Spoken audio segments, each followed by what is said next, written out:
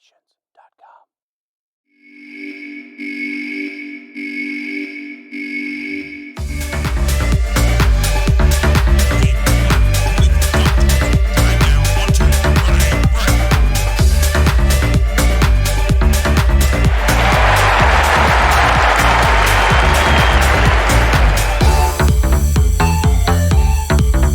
This is the Gridiron Guesser, the premier guesser in all of sports.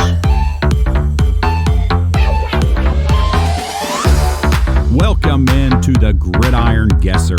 Hey, if you love college football and you love to pick the winners, this is the place for you. What sets the Gridiron Guesser apart is we get right to the point and we have fun doing it.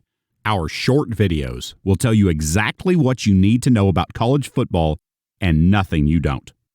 What matters here is what happens on the field. If you want recruiting news, NIL discussions, conference realignment talk, or those fluffy feel-good stories about your quarterback's aunt, go somewhere else. What we talk about is the action on the field and which teams are going to come out victorious on Saturdays. You may not like what we're going to say about your favorite team, but we're going to say it anyway.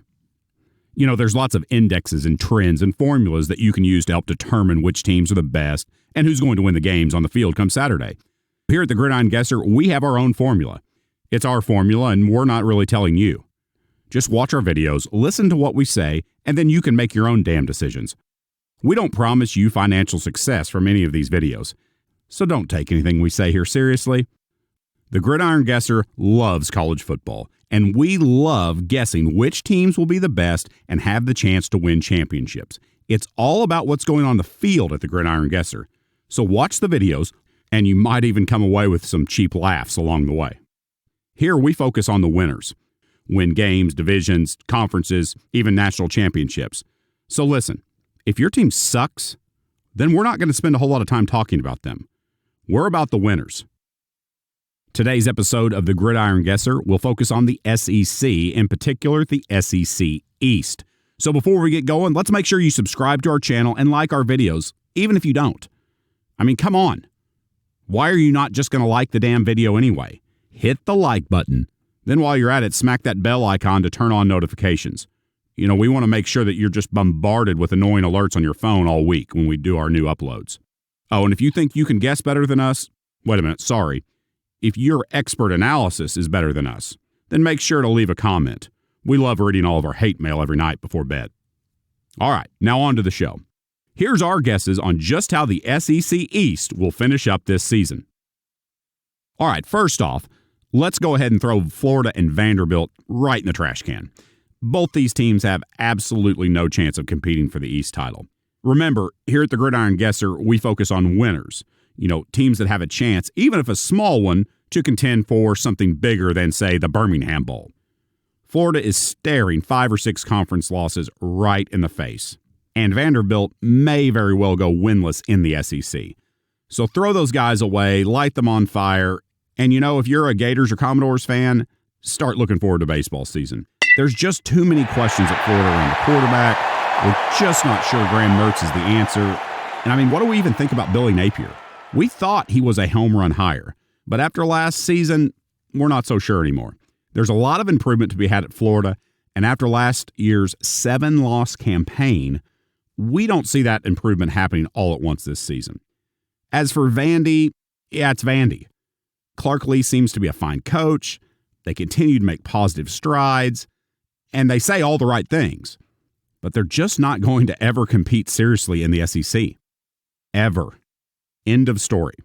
Okay, so for Florida, we're going to go under a total of 5.5 wins. We don't even think Florida hits 6 wins. And as for Vandy, we do believe they'll hit the over of 3.5. Here's the top 5 teams as we see it in the SEC East. Number 5, the Missouri Tigers. How good can Missouri really be? Are they contenders in the East? Well, no, but they will be slightly better than last year's 6-7 season. Brady Cook is back at quarterback, and Coach Drinkwitz has brought in Kirby Moore out of Fresno State to call the plays after last year's offense sputtered much of the season, only scoring about 24 points a game.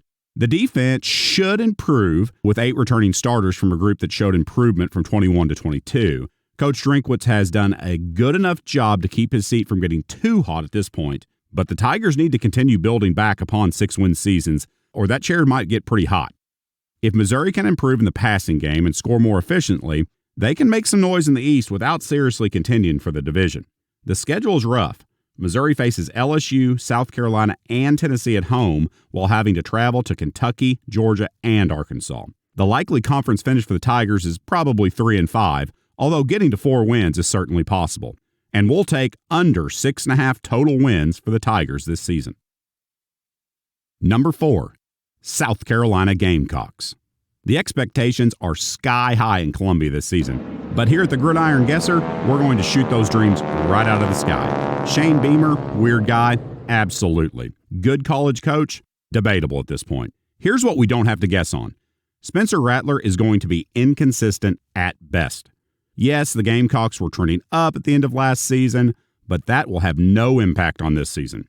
The schedule is not favorable for the Gamecocks, with road trips to Athens, Knoxville, the other Columbia in Missouri, and College Station. At best, we see South Carolina winning 2 of those 4 games, but we even doubt that. 5 conference wins is the absolute ceiling for the Gamecocks. However, they'll likely finish 4-4 in the SEC. We do give South Carolina the over of 6 wins on the season. Number 3, the Tennessee Volunteers. Tennessee is trying to follow up an amazing 11-win season in 22 with another strong season here in 2023, and they will. Tennessee will be good, maybe very good, but not great.